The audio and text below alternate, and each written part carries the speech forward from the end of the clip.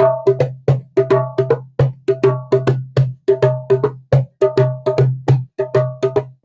is it? Yeah, chat Nuff. Yes, welcome everybody. We're here once again on Chat Nuff podcast. And you know what? You might recognize some faces. You might not recognize some faces. But today we are talking about mental health. So, I mean, two people on the panel have joined me before. One person hasn't. So I guess everybody has to introduce once again. My name is Macy. I have been on the pod before. My name's Holly, and this is my first time on the podcast. And my name is Cheryl, and I've been on the podcast before. I know. Plenty of them. Well, I do. No, So- not the music one. That's it. So, like I said, today is all about mental health. So I think the best place to start is, what do we think of mental health? What is it across the board? What do you think? What's to go first? Don't be shy. You can go first. Yeah. Me? Yeah. Yeah. Okay. You tell us about what you think about mental health. Then we'll So- join in. Wow. You see how they put it on me and I'm asking questions. So for me, mental health, I would say, is about a state of mind and an overall perspective of your health. That's how I would see it. So, yeah, I'm not going to give you all the answers. Like, you have to talk to me. Yeah, I mean, everybody has mental health. Like, mental health as two words put together isn't really indicative of anything. It doesn't mean that you have bad mental health or quote unquote bad, or if you have diagnoses or conditions. So everybody has mental health, and it varies. It can vary during, like, with the different changes in weather. It can vary when you go through a tough period, if you're grieving, if you have sort of breakups and conflicts with family and friends or whatever. With life, life happens. It indiscriminately comes at you, right? But then when we think about, and I think what we're going to talk about today with like mental health conditions and diagnoses, was talking about the medical, the sort of medical connections to, and how the world of medicine defines mental health. So, and for a lot of people that can then come with counselling or talking therapies, service users, medication in some cases. So I guess we're going to talk all about that. Yeah. What do you Yeah. think, Mommy? Yeah. Well, for me, actually, the phrase mental health is as the oldest one on here, as I've mentioned several times, or like dirt. I think that mental health is actually quite a new phenomenon. People talk about mental health, everything's mental health. And mental health has always been there. It is just now that there seems to be more emphasis on bad mental health. Yeah. In as much as individuals are not able to cope with life in the same way as I had to back in the day. So for me, it's a new thing for me, to be honest, to be thinking about other people's mental health. I mean, my own mental health was only an issue when I was going through the bonkers period, as I've mentioned before, in women's health. Clarify. In the women's health podcast, where we talked about the menopause and how I actually ended up what I call going through the bonkers period, where nothing made sense. I just was not the same person that I was prior to the whole thing.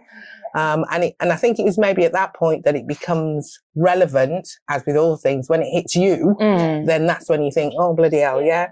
Because it went really, really dark. Life just wasn't worth living, and I was quite prepared to tuck myself, really. So at that point, I suppose, which is only probably getting on for 10 years ago, maybe, that it becomes something that's actually quite significant.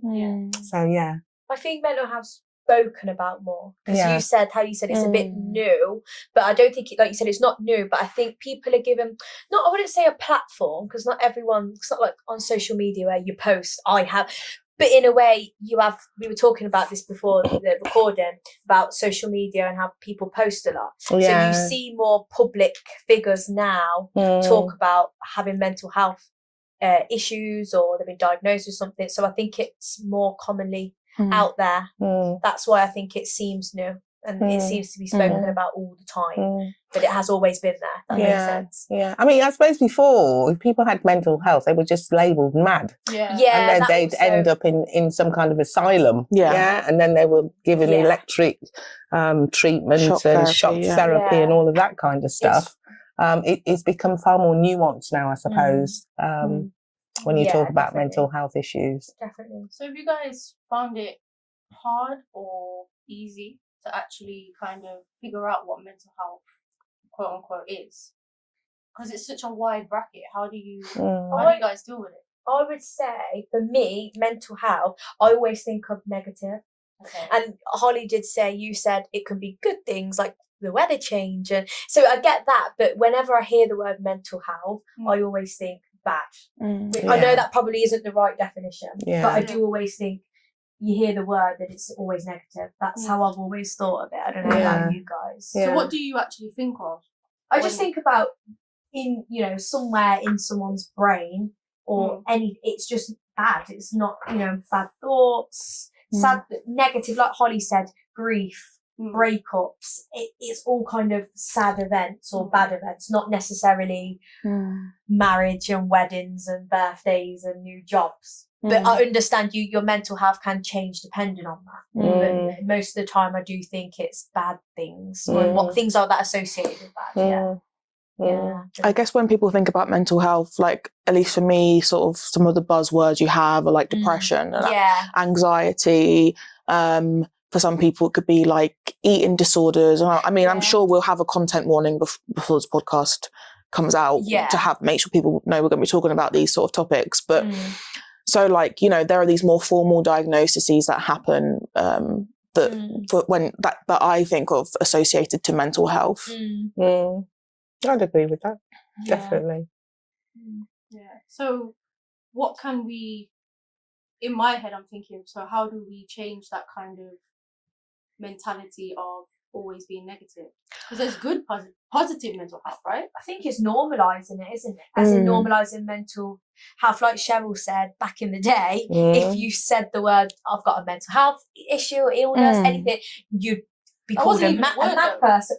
A mad person. But I think accepting or acknowledging that you need help or you have a mental issue, you can control it, like any kind of illness, because it is illness. It can be, So I kind of struggle around this idea around the sort of negative sides of well, not the negative sides, but the stigmas around mental health. Because I also feel like sometimes there's a very slippery slope in which people will tell you that it's just having a positive mindset or just deciding to not feel a certain way.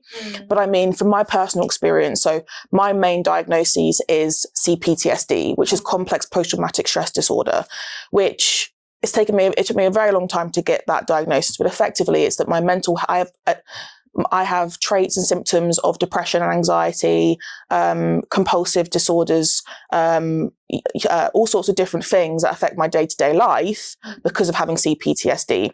And through that, I'm medicated. So I take antipsychotics every single day. And it's something that I don't now feel any type of shame about, because at the end of the day, if this was 40, 50, 60 years ago, I wouldn't be able to have the opportunities that I have now to take medication, to have counselling, to do a PhD, to go through school. Because, listen, the CPTSD is not necessarily a mental health, a genetic disorder you're born with.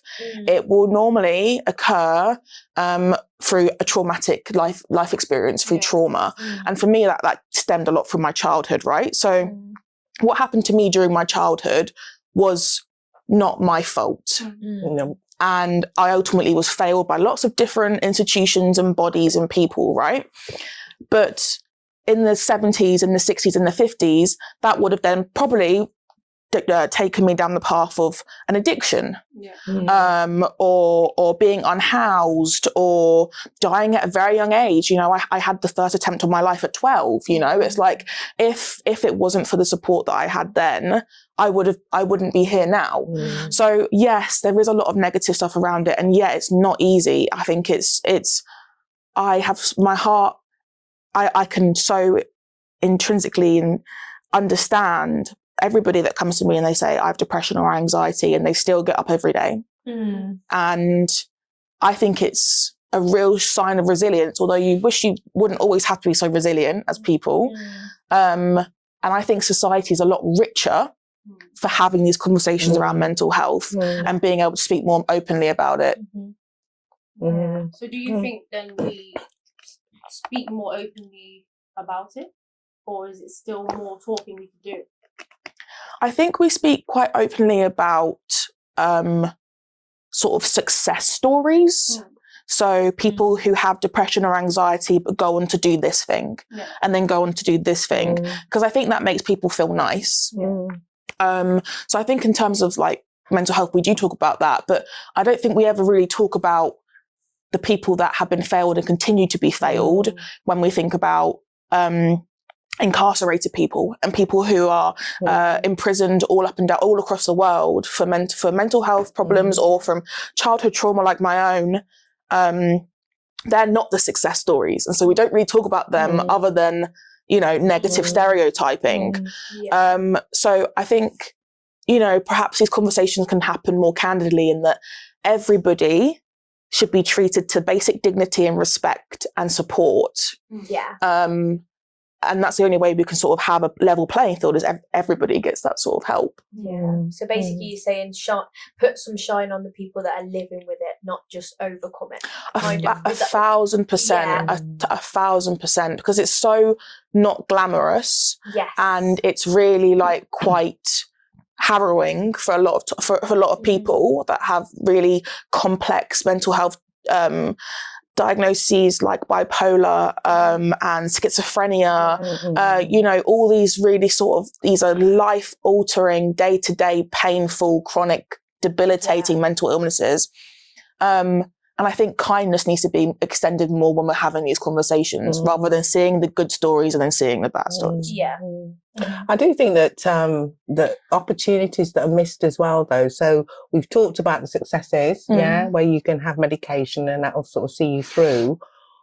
What we don't spend sufficient time doing as a community is talking about those who take their lives. And certainly in our community, i.e. the Black community, just myself, where I live, it cannot be normal that in the last 10 years, probably, there has been the suicide of 3 young Black men, and I mean young Black men, who on the outside you would think that they're absolutely fine and getting on with life.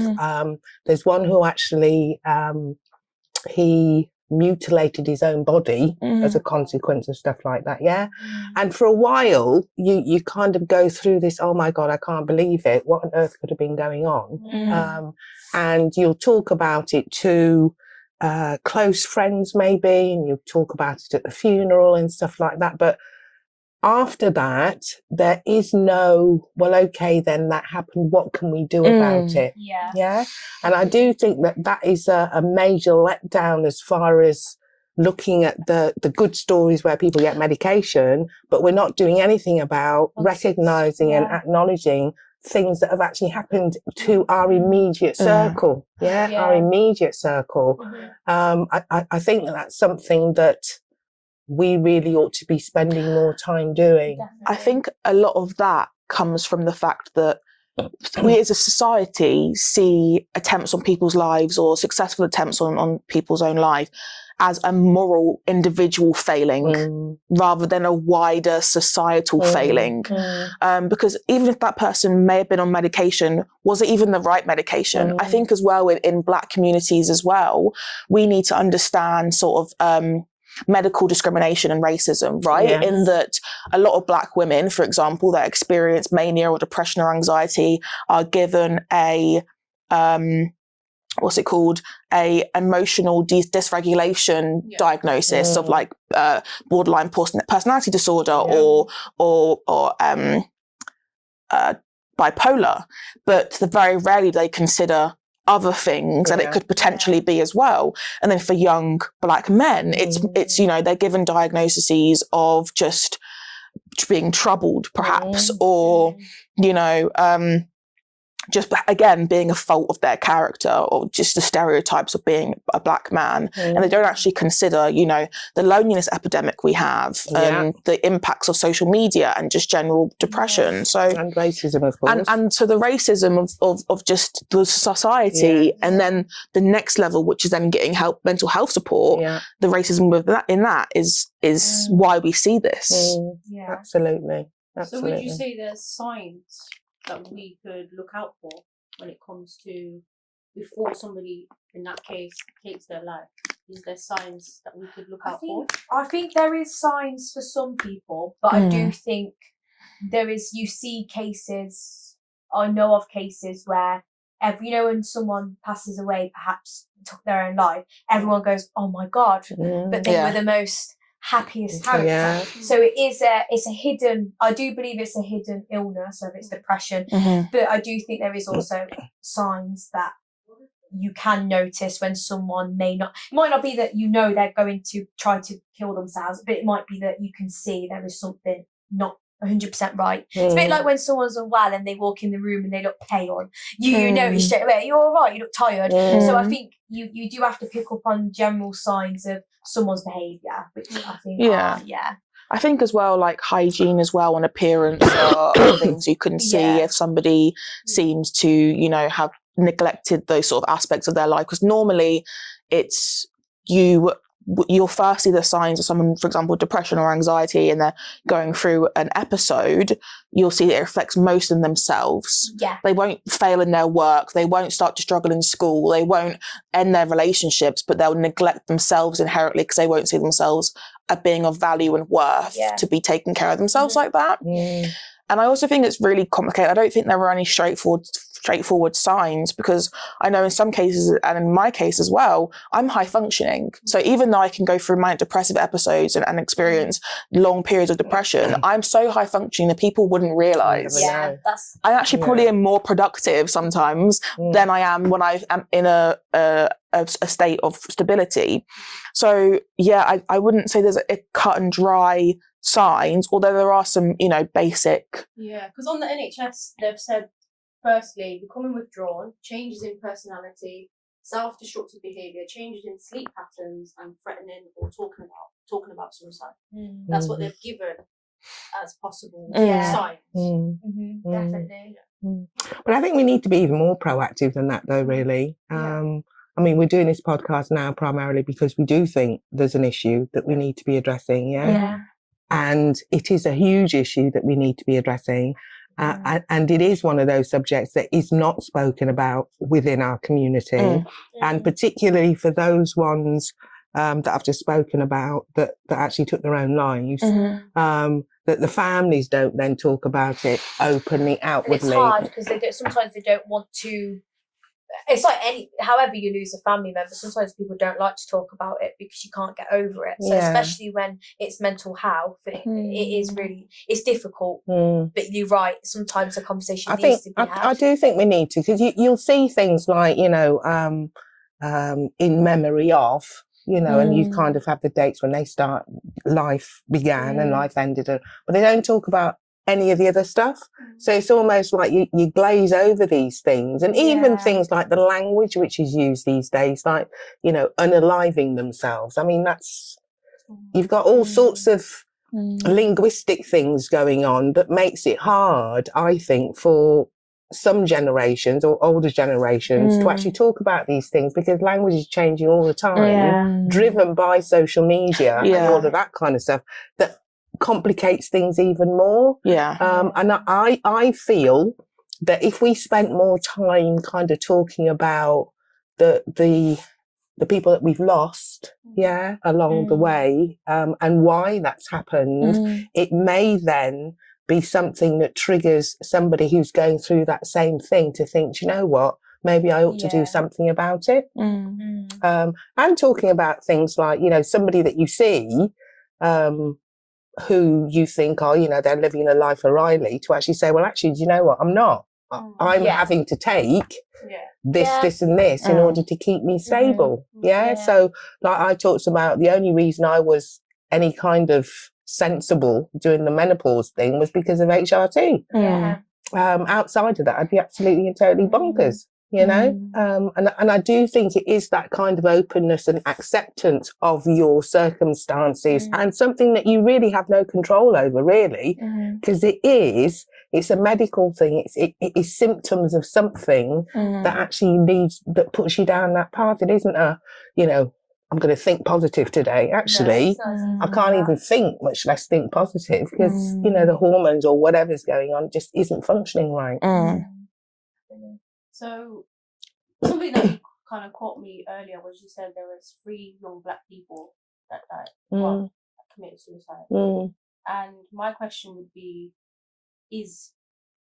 why would you say in our community in particular, it seems to affect, when it comes to mental health, we seem to be at the highest? Because I think that there's so many unspoken things that have to be dealt with, particularly by young black men. And eventually the pressure becomes so much that they just can't deal with it, because you've got pressures from home, from society, from work, from partners, from the whole thing. And I do think eventually something's got to give. And the other side of the coin is this notion that you've always got to be strong, just deal with it, because that's just how it is. You're just weak and useless or whatever. You just got to deal with it. And I don't think we give them permission to actually speak and to cry. I'd and say to that's for all men, really. Yeah. If I'm thinking of, in my teenage years, I probably know about 5 young men that have committed suicide, and it's all men, and it's all because they just don't speak up. But is that because they feel like they can't? And then every time it happens, everyone says they need to speak up. We all need to. But it just seemed to be the men, from my experience, that have committed suicide. Yeah, I mean, I say 3. That's probably in the last 10 years. In my lifetime, there's been a lot more. And there has been a couple. Pardon me, as you say, a couple of young women that have done that. And I say young because they're a lot younger than me. I think as well, it's of course important to talk about people who are not feeling able to reach out and ask for help, but then it's important to talk about when they do then eventually reach out for help, how lacking our mental health services are in this country, especially when we think about the NHS. So, waiting lists are a very long time.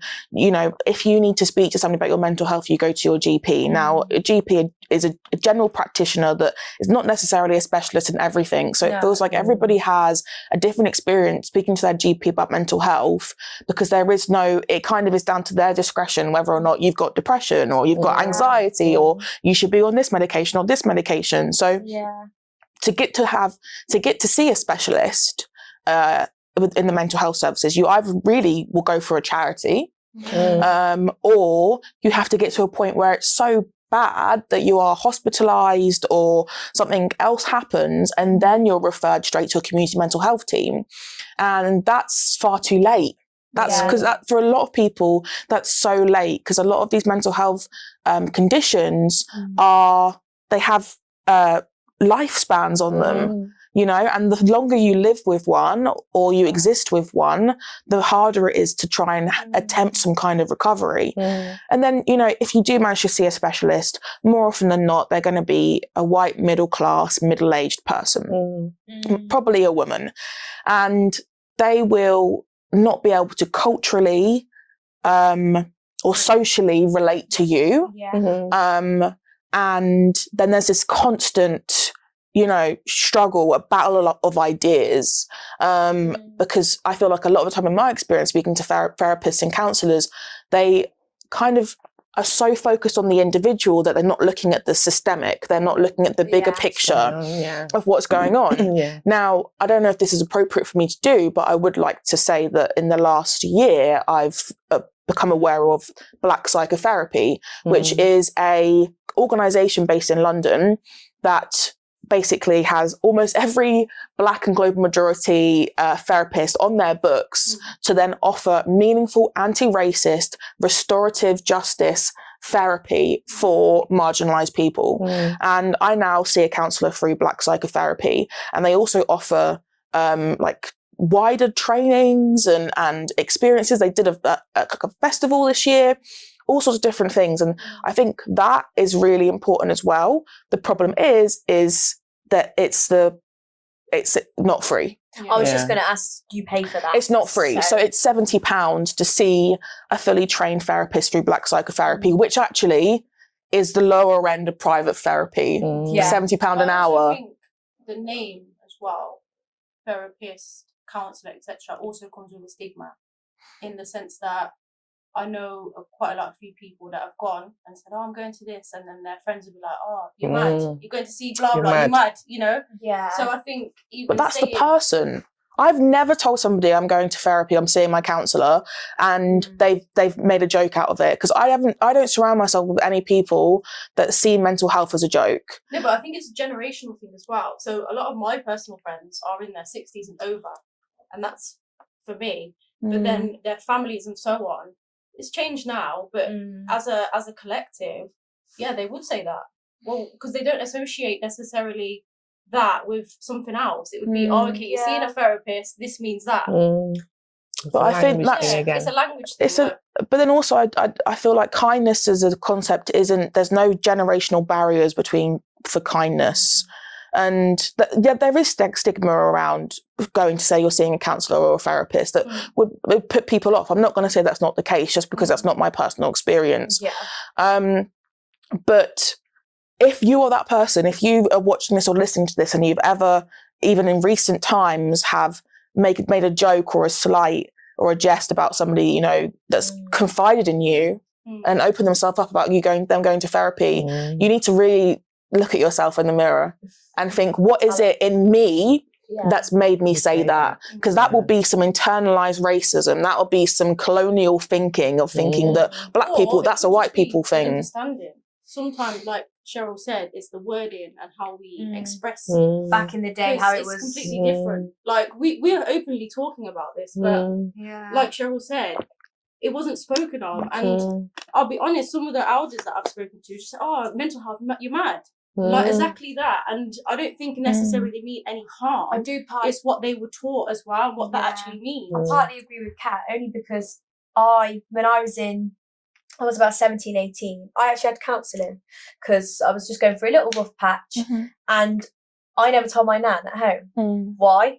Because I knew she wouldn't just go, "Okay, how's it going?" It would be a big stress. Like, what's wrong with you? Kind of, I was fine. I just needed that extra support. But because she's an older lady, I didn't almost want to tell her that word that I was going to see a counsellor, because I know it would keep her up at night, thinking that there's something crazy with me. And don't get me wrong, I could sit with her and explain, but it was just kind of better for me. Yeah, because when you're struggling, you don't want to then have to explain.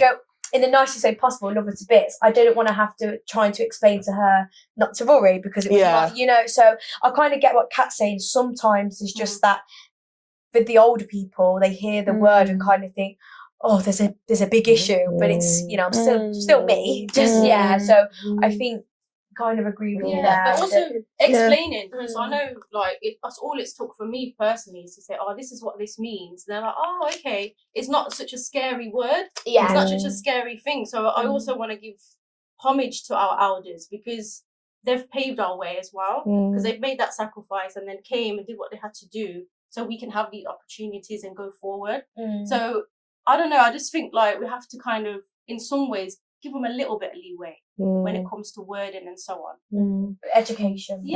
As long as, Because where would we be if we didn't know these words? We didn't just come to it. True enough. Yeah. I mean, the words are important, but the whole notion of like mental health. I'll tell you a story. One of my bestest friends, we've been friends now for 40 plus years. And so I used to be down at her house and she'd be down at mine, and we'd, you know, sort of chat and the rest of it. And her dad was always very quiet. He didn't say a great deal. The most I saw out of him actually was when I'd had Panama, and he went into I don't know, it's probably easier just to deal with a little person, yeah. But I'd never heard him talk as much as when she was around, and I'd had Christmas dinner with him and everything, yeah. And I just thought that he was just quiet and miserable, actually. And it's only in the last 4, maybe 5 years that my friend has spoken openly about the fact that he had to have shock therapy. So he got mental health issues, and he'd been going into hospital because he gets sectioned and everything, and been going into hospital and having shock therapy. And that was actually why he was the way he was, because he changed completely from when he was a young person. Now, it would appear, despite the fact that you're really close friends with this person for however long, no amount of language was there to actually talk about it. And then I feel really badly about it, because you think to yourself, what is going on with that in that person's head, like the family's head, that they never spoke about it, never. Or less like it's a case of it's traumatic, so we don't want to talk about it. Like I think you said before about trauma and what it can cause. I think often people would rather judge someone rather than assume mental. So, for example, you said you thought he was a miserable man. Yeah, we're all guilty of it. Sometimes you go, didn't you think that person was a bit, or didn't you think that lady was a bit rude? We're all guilty of kind of judging someone, but we don't, like with that man, if he was like that for years, you probably just thought he's one of those people that doesn't really talk much, he's a moody old man, but actually no one thought to wonder, is everything okay? And I think that's what we all do. That needs to change. Or, you know, like if you have a friend that's being off with you, it's easy to quickly start bitching about them and saying, they're being off with me, they're being funny with me, they're not bothering. But actually, is there something going on? So I think that's what you need to also ask yourself sometimes. It's not just their character, it might be more than that. I think people will assume a lot of things about me in general, but I think people will often assume that I'm probably all sorts of probably negative things, and that's absolutely fine. But I also feel like I can be those things, and it's not necessarily just about my mental health. Like I'm allowed to behave in certain ways, like and that's not connected to, of course, do you know what I mean? Like I can I'm like, he might have been a miserable old guy, but he also had that, you know. I'm not saying that's the case, but I mean, like, that is, and that's what you said earlier about it being so nuanced. It's all so nuanced in itself. And I think just the more open we are about it, there's no wrong that can happen with being open and transparent and honest. Like when trouble starts, it's when you keep secrets and you try and keep things from people. That's the problem. You're right. Not everyone can be happy all the time, and just because they're not happy doesn't always mean they've got a mental health illness. No, that's what you're saying. But it is good to think, if someone is being off, to think, don't just straight to assume, oh, they're off me, or I've done something, or so they might be dealing. Everybody is dealing with their. We're all complex beings of our own lives, and you know, it's offering people good faith. You know, offering them that communication. Sometimes just saying, "How are you today?" And how. Definitely. So how are you all today? How are we all? Oh, was that was actually a question. Yeah. I'm good. I'm just tired. But from work, not from anything else. You shouldn't say fine. Thank you. Yeah. I did say I'm fine, but I'm tired. Fine, I'm tired. Okay. How about Holly? I'm tired, but I don't particularly sleep very well anyway, and I have like chronic fatigue, so I'm very tired anyway. But I'm tired. I'm tired, but tired. But I'm in good company. Tired. I'm in good company, so I'm happy but tired. How about you, Mummy? I've just been to a 5-year-old's birthday party, so I'm like I'm Sugar high. Sugar high. I'm good. So sorry, can I just say something? You know how you said, "How are you?" Yeah. You know what else I think is a lovely question? What's that? How are you mentally?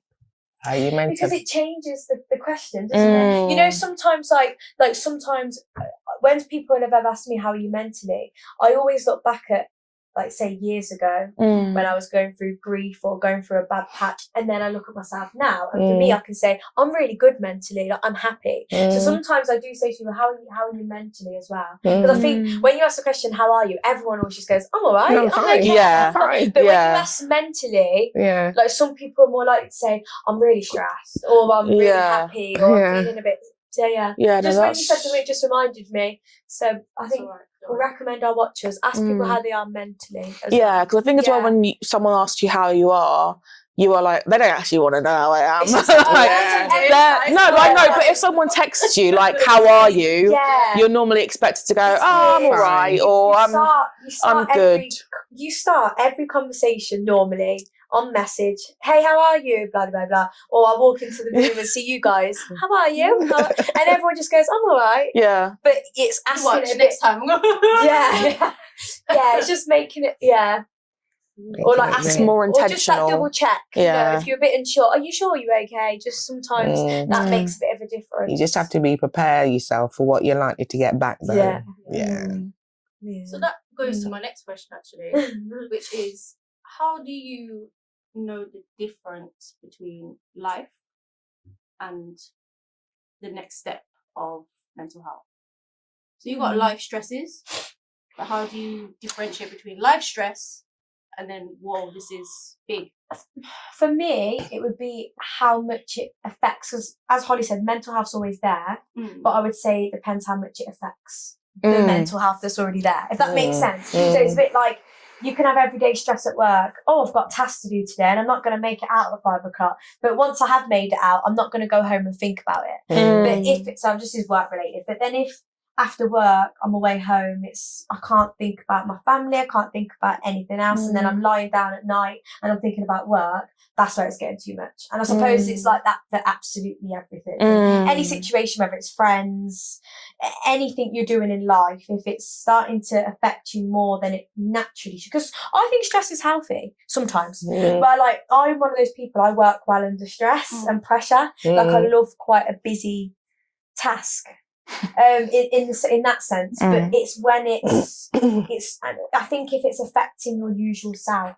So if you notice you're not eating as much because you're so busy, that's just an eating example. And if you notice that, like Holly said, let's say you're rushing out the house without looking after yourself, or you're not dressing how you would, you're not doing your makeup how you just not looking after yourself mentally and physically, I think that's when it's too much. I don't know if you agree with me.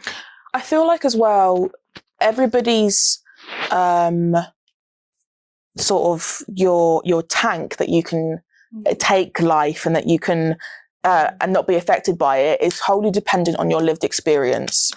So I feel like for example, somebody that's had quite a traditional upbringing and has had no real traumas in life might, go through something that for somebody that hasn't had that would be like, that's just life. That's just a walk in the park. But for them, it's earth shattering. It's groundbreaking. It's really sort of changed the whole trajectory of their mindset, of their thinking. Right.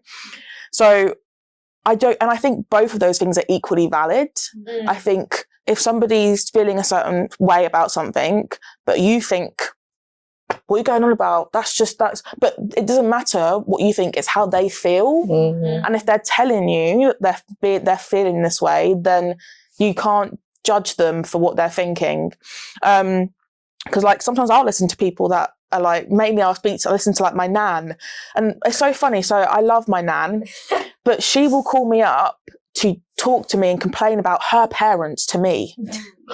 And hearing your nan talk, like, call you up and speak about how frustrating and how difficult her relationship is with her parents, I'm just thinking, God, does this carry on forever? And you just think, but for her, it really is, because she's had this her whole life and it hits her, and I haven't had the lived experience she has, so I don't know really how hard it's hitting her. I can sympathise, but I don't really know. So yeah, I think it just completely depends on who you are, but it's also just to kind of accept it and try and not make yourself, if you do feel really depressed or anxious about something, try not to make yourself feel ashamed of that or embarrassed for feeling that way. Because at the end of the day, we're all humans and we're all going to feel certain ways about different things. And that's fine. I think the more you try and make yourself feel bad about it, the harder it is to come back from it. What are you saying, Mommy? Yeah, I think for me, I've kind of viewed my mental health based on something which is called an emotional bank account. So it's about how much you've actually got going on, which you perceive as being normal, and then if I get to a stage where I can't do something that would normally replenish that emotional bank account, then things are very wrong. So I've identified it a few times in my life, but I suppose the one that sticks out the most, because I'll bang on about this all the time, is my bonkers period. So there was no amount of, I didn't have the energy to go to the gym. I didn't have the energy to talk to people. I had no will to actually take care of myself. I had zero appetite. Any of those things that would normally have fed or gone into that account to replenish stuff just wasn't there. And it was just depleting. And nothing I did made any difference. Nothing anybody else did made any difference. And it was at that point I thought, you know what? I need to go to the doctors because this is not normal. It's not me. Yeah. It is not me. I saw this TikTok and it's just to say it's not good to get your information from TikTok. Or Sometimes. Just to say sometimes, but not medical. But I had a nice analogy, not a medical advice or anything, but an analogy saying, if we'll say you can't pour out of an empty cup. Yes. Yeah. But then what if your cup isn't a cup and it's a colander? And you can put water in it and you can try and, like you're saying, try and replenish it, your empty cup. But with the holes, unless you actually try and tape up and to try to really tackle with the real problems that are resulting in you struggling, then no matter how you try and replenish that cup, it's all just going to fall out of the bottom of it. It's just going to drain out. So I think that, again, that's just extending yourself grace. But then also noting that just sometimes there are no quick fixes to mental health episodes. Like you have to just listen to your body. Okay. And you do. So if somebody was like listening right now, it's quite a difficult question, because the question is, how do you differentiate between everyday stress to, okay, it's gone the next step now? I think it just depends on every person. I wouldn't personally feel comfortable saying that it's when this happens, that's when you should see a doctor, because for some people that might be too late. For some people that might not be the right time. So that everybody is so individual, but the person that knows you best is you. And you will know in yourself and also, like, I have lots of loved ones and lots of close friends that will have mental health struggles, right? Yeah. And I'll say, you need to go see a doctor, you need to do this, you need to do this. But the thing is if they're not in the right state of mind to do that, even if they were to have counselling, even if they were to go on medication, if they're not ready, if they're not in the right frame of mind, then there's no point. So that's why you just have to, everybody is different. Everybody's got their own path to take with this. What I'm going through now with sort of counselling and dealing with traumas and things are what some people don't do until their 50s, and that's an absolutely valid path, either of us, because ultimately if you're doing it in your 50s, you can at least say you're still here and you're still willing to try and you're still willing to improve your life. So it's also individual. I don't know if I can say. I think everything says like she said to begin with, it depends. I think my advice would be, there's no set time or when to go for help, but as Holly said, you know yourself very well. So if you do know yourself, you know when you're not being yourself. And I think it might not necessarily be you know, you've noticed for a few days you've been a bit down, I need a counsellor. And that doesn't mean that, but it might be that, do I need to speak to someone? Whether it's just your friend, your mum, your dad, anyone in your life, a work relative, someone you work with, or anyone, do I just need to say, I've been feeling a bit weird lately? Because it might just be that someone can say something, not professional advice, but they might just say, do you think it's because of this, or how have you been feeling when you go here? And then you might realise, so it's not always that don't jump to you always need medical help. But then if talking doesn't work, I think talking's the most important thing. And then if talking doesn't work, it might be that there's something further that's needed. That's what makes sense. Yeah. I might be entering dodgy ground here, but dodgy. Dodgy, very dodgy. You don't do dodgy around. But I do think that, I suppose I have to speak from personal experience, but I do believe everybody has an inner voice. Well, you've probably got a few. I've got at least two. And and you kind of got your inner voices, and in terms of knowing yourself, and I do think, in hindsight, my inner voice was saying there's something wrong. But the other voice was saying, don't be so ridiculous, you're just tired, or you're overworked, or you got too much stuff going on, or there was always some counter stuff that was going on to the voice that's saying, you're not right, you need to do something. It's like a battle within yourself. Absolutely. So I do think that if it is possible, because I know that there are circumstances where people have got several voices going on, but just in terms of what is considered the norm, you've got your inner voice that talks to you and tells you about what to do about X, Y, and all of those sorts of things, that you actually need to listen to that inner voice and try and do something about it. So I've gone on to World Health Organization, and I've pulled up like 5 stats that I thought were quite shocking, or of interest for this topic, and I'd love to know what you guys think. Are you ready? Yeah. So globally, an estimated 5.7% of adults suffer from depression. Do you want to just read them off? Yeah. Okay. Next one. Symptoms of anxiety often have an onset during childhood or adolescence. Suicide is the 3rd leading cause of death amongst 15 to 29-year-olds. 73% of global suicides occur in low and middle income countries.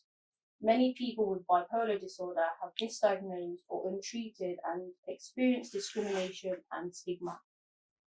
The anxiety one is interesting in childhood and adolescence. And I think that again, being the youngest on the panel, yes, I was in school not long ago.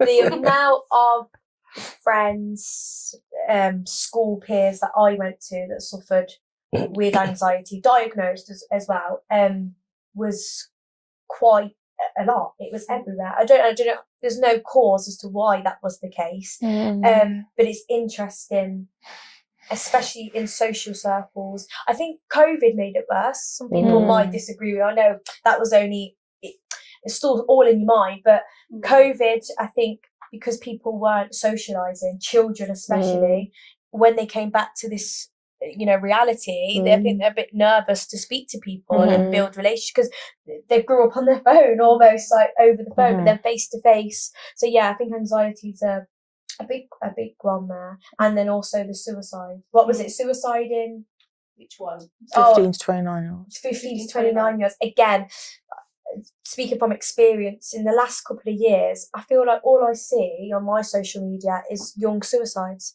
Maybe that's just because I'm young, but especially in Coventry, there was actually one today. Really? Yeah, a young lad today in Coventry. So again, I feel like that's all I see from young people. Again, I don't know why.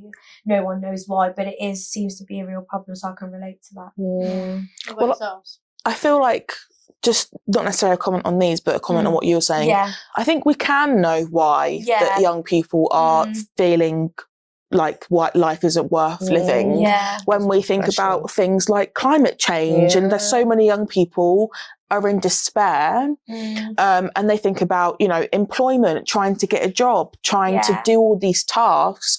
It's cost of living crisis, like stress about money, believe it or not. Yeah, like being able to eat and house yourself, and also keeping up with your peers. And then also, I think to be honest with you, right now, it's so hard to be a young person. I think young people in 2025 are such an oppressed and underrepresented group, and I think that's probably why it's so common, and it probably has always been common with that age group, but perhaps even more now. But with the statistics and it's more about the misdiagnoses, right? And the fact that a lot of these illnesses will go untreated. Because if you have a personality disorder, or if you have a kind of brain-altering mental health condition that goes untreated, that can then impact, when you become older, your chances of getting dementia. And like Alzheimer's. It will just, and for a lot of people, that, you know, their expectation is that you don't live that long if it goes untreated, because you do end up taking your own life. And I think that the misdiagnoses are not perhaps as harmful as the lack of treatment. Because at least when I was being misdiagnosed, I was still receiving medication and support. I know it's not the same for everybody, but when I was going completely untreated, I was completely alone. And I had nothing. So yeah, it's a real problem, I think, for a lot of people. I think on that age range, in terms of suicide and that, I actually do think that drugs plays a huge part in all of that. The depressants, aren't they? Drugs? Well, depressants or non-depressants or whatever it happens to be, but I do think the influence and the normalization of taking drugs now, sort of the social drugs, whatever they happen to be. It's also alcohol, I think, as well. Binge drinking cultures in England, especially. I do think that plays a huge part in it, in terms of messing with your thinking. Without a doubt, I would say that. Yeah, definitely. In terms of those statistics, what year is that? This year. That is the 2024 or 2025? Really? Yeah. Obviously, we're not finished the year. But so far. Yeah, that is. I think 5.7% is underreported. I think that's underrepresented. Yeah. Because I don't think that. I think would say it's higher. I would say it's higher. I would say, I don't know. Perhaps again, language. If you were to survey countries in, Central Asia, would they understand that if you say, how many of you feel depressed? Not to say that they don't have the same experiences, but they don't necessarily use the same language. So it's a Western thing as well, I think, without a doubt. The expectations of life is so great. I do think that has an awful lot to do with people's state of mind. Because if you haven't got a great deal, guess what? You don't worry about all sorts of other stuff that we're worrying about. If you're worrying about where your next meal's coming from, or whether it's going to rain and you're all going to get washed away or something, all the other stuff that people worry about, the length of your nose and your ears and your eyebrows and whatever else. So, what people think of you in terms of what you look like gets blown out. And I do think that kind of thing plays a huge part in society today. All of that kind of what I call nonsense stuff. Say it again. Nonsense stuff. So, what would you say affects mental health? Ours or everything affects your mental health. Everything. I think probably relationships, I think, is probably has the biggest impact on mental health in all sorts of ways.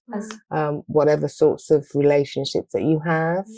So So like love people you love. Yeah. Your parents. Like Parents are huge. anyone you in your life that Absolutely. means something to you, like love. Yeah, but not just that. The people that influence your life. Yeah, it is the relationships that you have. Yeah. So, I was talking about this only the other day. That in terms of like over the decades of my life, I have intentionally removed people from my life. Yeah.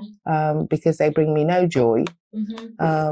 Also, I bring you joy. Thank you, Mummy. But, and it's also people where they used to call them emotional vampires, where they would always be wanting something. There'd always be something going on that was just, it just drains you, and just, you spend a lot of time thinking about their issues as well. And it's just like, sometimes some people just don't want to help themselves. And I think once you kind of get to a place where you have people around you that you love, and it's a reciprocal thing that's going on, and the energy that's exchanged and the things that you do, it makes a massive difference to your mental health. Huge. Yeah.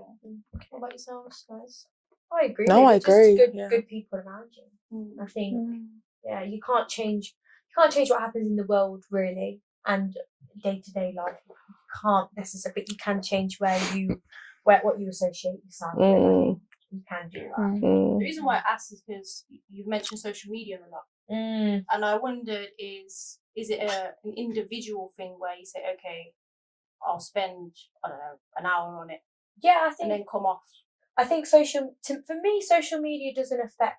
I don't believe it affects my mental health. I don't know, in that sense. But I know a lot of people that come off social media because of pressures, or they see things, especially in the world we are in now. There's a lot of horrible things that are going on in the world, and I think it's good that it's a platform that we can see what's happening. But then for some people, it's too much to see, so they might not want to be on it because it can be negative and not nice. So I do think social media, especially for the young people, for the younger people as well, I think social media, because there's a lot of standards. I know that's a different topic, but it is kind of affect mental health. Yeah, there's a recent-ish book that came out called Rest is Resistance by someone called Trisha Hersey, and she founded this thing called the Nap Ministry, which I think is pretty brilliant. And so the author is a black woman and writes about rest as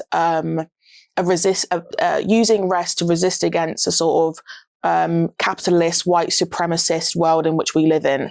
And she speaks a lot about how she actively rests is by having phone detoxes regularly. I think she calls them her Sabbaths, in that she will just let everybody know, I'm not going to be contactable, I'm not going to be on my phone during these days, and then put it in a drawer, and then you just go about your life. And so I know in myself, I'll go, I've been on my phone a lot the last few days, and I'm actually feeling a bit overwhelmed by it all. And I'll just put it on silent, put it in a drawer, and then go and read my book or do some knitting or something. I think and it is easy to just scroll and like TikToks and scroll and videos and like things and watch YouTube. It's so easy to scroll. And when you realise when it gets harder to put the phone down, that's when you go, oh, I really need to have a break from this. So definitely being on your phone. Mine was watching the news. I used to consistently watch the news every morning and evening. And I thought, you know what? I've seen an orange man on TV. I've got to take him off. Oh, I got to take this off. I think I don't know if you would say agree, like do that. I personally am very tuned in with global international affairs, and I know what's going on. And I think the reason why I don't necessarily feel despair around it all the time, although some of it is really harrowing when you're watching these awful things unfold on your phone and not being able to do anything, but it's remembering about your individual power and what you can do. Like, if you're sick of seeing something on the news, Google, where's my nearest protest? Where's my nearest mutual aid campaign? How can I get involved? Like, I keep seeing about how I believe it's Sudan is having the most violent malnutrition being and so then I was like, okay, so how can I support groups, mutual aid groups, and people doing the work on the ground in Sudan? And that's empowering. And if I was to just look away for the sacrifice of my own mental health, because I feel like a lot of the time, people tell you in mental health, you've got to protect your space, you've got to protect your vibes, if something's negative, you just push it away. But what about what we owe to each other in this world? Like, why am I more important and more valuable than that other person over there? So but I know what you mean. It's hard always looking at the news, but I do feel hopeful sometimes and empowered by the action I can take. Yeah, but then at the same breath, the protest or whatever we go to, is it actually doing help? 1,000%. In what way? Collective action is the reason why most of the things we've achieved in the history in the world, be it minimum wage, getting a minimum wage, or getting a 5-day work week, or having social housing, or just women's right, the right to vote, any impactful social thing that's ever happened in history has happened through collective action, and it's happened from turning up to protests. Even voting, people are like, I don't see the point of voting, blah, blah, blah, blah. Do a protest vote. Just go to the ballot box and just write F you and then just walk out. Like, the more you participate, what they want you to do is to stop participating in the world. They want you to go, I'm going to protect my mental health. And you know what I mean? But your mental health's important, but it's not at the cost of... So on a question of what's been happening, was everybody at the fight against racism thing going on? Because obviously the biggest thing at the moment is about immigration, Tommy Robinson, all this business. So was everyone at the opposed thing? The counter demonstration? Yeah. No, I wasn't. I don't. Because that's like, one of the biggest things in the sense what's going on now. Yeah. So I'm asking because you said you've seen on what's on TV. Yeah. You said, okay, cool. This is what's happening. Yeah. What can I do about it? Yeah, of course. I guess this is probably another podcast episode to speak about. But the reason why I actively didn't participate, it was a conscious decision, right, for me to not go to that. Because I don't go to events organised by Counter Racism. So that's example. But that's an example. Like, but you will see me at Palestine demos. You will see me at banging pots and pans. You will see me out and about. You'll see me outside the council house accosting councillors as they go into their meeting to vote to, and so, yeah. But other things that we do, and this is getting back to ACT, and as an organisation, we are doing things that will counteract lots of things that are going on, the things that are not happening. And I think on that particular day, you were doing something around the black curriculum. Yeah, I was doing an anti-racist. Which in itself is something that we are doing, that it's not necessarily against Robinson, but the actual work that was being done will be something that will be anti-Robinson stuff in terms of the black curriculum. So there are different ways and means of actually doing things that doesn't necessarily mean that you're there, kind of out there fighting. Because I mean, the Black Lives Matter march, you could kind of go to all, even I went to that and spoke at it, you just have to do what you can when you can in order to help your mental help to remain mentally healthy when you see all this negative stuff going around. As long as you can put your hand on heart and say, I'm doing something, then that will negate the negativity and the downward spiral that you're likely to encounter. Yeah, definitely. So how do you guys, we spoke about what we can do, but how do you protect yourself from all this stuff coming to you? How do you do it? Just interested. I don't think you can necessarily protect yourself from things that are going to happen to you anyway, but you can mitigate. Mitigation. So you can do things so that if something does happen, because you can't control what's going to happen to you, but you know that when something does happen, you are then in control of what you do next. Be that take a long bath with a book and a candle, which is my favourite Friday night in. Be it, going out to dinner with friends. Be it giving us buying nice chocolates, or just doing something, doing a face mask, or just having or going to bed early. You know what I mean? Like all these little things you can store up. Playing heavy dub. Deep, heavy loud bass. These are the things that will help you. So I don't really think there are safe spaces in the world. You can try and make spaces as safe as possible, but ultimately if something happens there, you're then responsible to how you respond to that. Yeah, you don't know what can happen. No. But like you said, it's just you kind of learn from previous things, I suppose. If something has happened before, you know how to look after yourself in that sense. So, yeah. Wow, I feel like that hour went really quick. And we could probably do like... Are we done? 3 Yeah, we're done. hours. Might probably do like 5-6 hours. Yeah. Because we didn't even really go into the topics of Yeah. depression, Each one, anxiety. yeah. As an ending note, what would you like to say for those who are going through something? What would you like to say, and how can they, I suppose, approach us maybe? You're not alone. I'd say to someone, you're definitely not alone. There's a lot of people around you that are facing the same battles, more than you actually know, because again, it's not spoken about enough. So there's probably every single day you're sat next to someone that may have had counselling, maybe on medication, or all of these things. So you're not the only person. And just, if you think it's getting too much, talk to someone. If you don't want to talk to someone, have you acknowledged that you may need help elsewhere? You might not want to talk to your family, but can you get help elsewhere? But don't keep it to yourself, and don't keep secrets, because they get you into trouble, no matter what they are. Absolutely. Yeah.